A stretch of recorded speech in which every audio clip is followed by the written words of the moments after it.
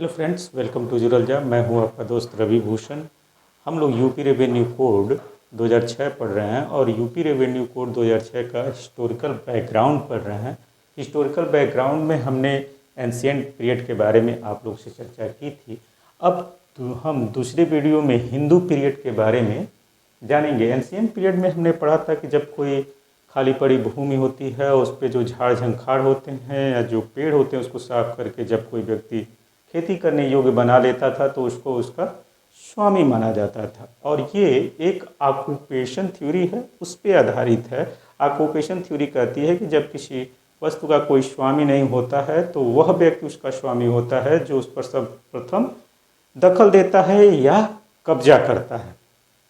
अब इसका समर्थन मनु ने किया और ऑक्यूपेशन थ्योरी को बाद में रोमन विधिशास्त्रियों ने भी मान्यता प्रदान की। और इसके बाद आता है एक जूरिस्प्रूडेंस का भी महत्वपूर्ण सिद्धांत, position is the prima fascia evidence of ownership.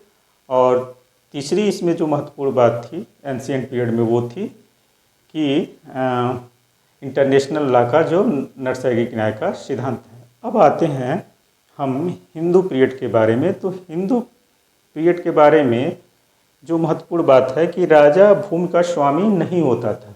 अब राजा जो भूमि का स्वामी नहीं होता था तो वो भूमि से रेवेन्यू या राजस्व या मालगुजारी कैसे प्राप्त करता था?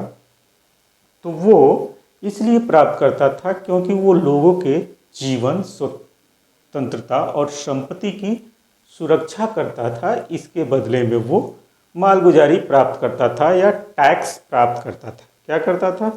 लोगों के जीवन, स्वतंत्रता और संपत्ति की रक्षा करता था, उसके बदले वो टैक्स प्राप्त करता था। अब वो राजा भूमि का स्वामी क्यों नहीं होता था? तो ये कहा जाता है कि सारी भूमियों पे कोई एक व्यक्ति काबिज नहीं हो सकता है, इसलिए जो जिस भूमि पर काबिज है, खेती कर रहा है, वह उस भूमि का क्या है? स्वामी है।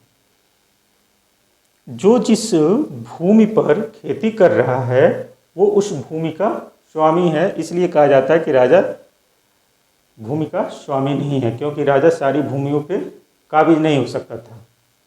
अब आते हैं कि राजा भूमि दान नहीं कर सकता था। आप लोगों ने बहुत सुना होगा कि राजा ने इतने गांव या इतनी भूमि दान कर दी।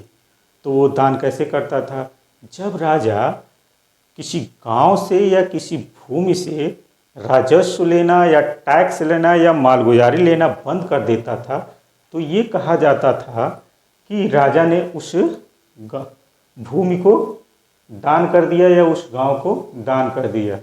राजा जब जिस भूमि या जिस गांव से टैक्स नहीं लेता था या मालगुजारी नहीं लेता था तो ये कहा जाता था कि राजा ने उस गांव को दान कर दिया या उस भूमि को दान कर दिया। अब आते हैं कि हिंदू काल में जो मालगुजारी या राजस्व वसूलने की व्यवस्था थी वो क्या थी?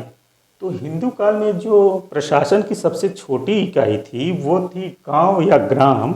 और गांव या ग्राम में जो मुखिया होता था या ग्राम का अधिकारी होता था उसकी ये जिम्मेदारी होती थी कि वह राजस्व वसूल करे, और गांव के लोगों की ये जिम्मेदारी थी कि वो मुखिया को या ग्राम के अधिकारी को राजस्व दे। अब हिंदू काल में राजस्व कितना राजा प्राप्त करता था? तो सामान्य स्थिति में राजा राजस्व 1/6 प्राप्त करता था, और जब कभी आपात की स्थिति होती थी या युद्ध की स्थिति होती थी तो राजा 1/4 राजस्व प्राप्त करता था। सामान्य स्थिति में 1/6 और आपात की स्थिति में 1/4 राजस्व प्राप्त करता था राजा। अब इसके बाद हम मुस्लिम पीरियड के बारे में पढ़ेंगे। धन्यवाद।